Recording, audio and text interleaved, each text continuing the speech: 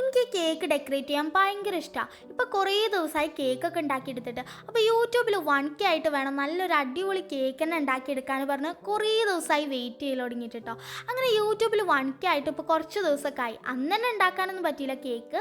അതുകൊണ്ട് തന്നെ ഇനി എന്തായാലും ലേറ്റ് ആക്കണ്ട വിചാരിച്ചു. കാരണം ഇനി ലേറ്റ് ആക്കിയാൽ എക്സാമും നോമ്പൊക്കെ ആയിട്ട് കേക്ക് ഉണ്ടാക്കണ പരിപാടിയേ നടക്കൂല. ഞാൻ കേക്കിനെ ജസ്റ്റ് ഒന്ന് ഷുഗർ സിറപ്പായിട്ടും വെറ്റ് ചെയ്ത് കൊടുത്തിട്ട് പിന്നെ ക്രീം ആഡ് ചെയ്ത് കൊടുത്തു. പിന്നെ ലെയേഴ്സിൽ ജസ്റ്റ് ഓർലിക്സ് പൊടി മാത്രമേ ആഡ് ചെയ്തിട്ടുള്ളൂ, വല്ലാതെ ഫില്ലിങ്സ് ഒന്നും കൊടുത്തിട്ടില്ല. പിന്നെ കേക്ക് മൊത്തം ക്രീമായിട്ടും കവർ ചെയ്തിട്ട് ജസ്റ്റ് ഒന്ന് ക്രം കോട്ട് ചെയ്തൊരു ഫ്രീസറിൽ 10 മിനിറ്റ് നേരം വെച്ചതിന് ശേഷമാണ് ഈ ഫൈനൽ കോട്ട് ചെയ്യുന്നത് കേട്ടോ.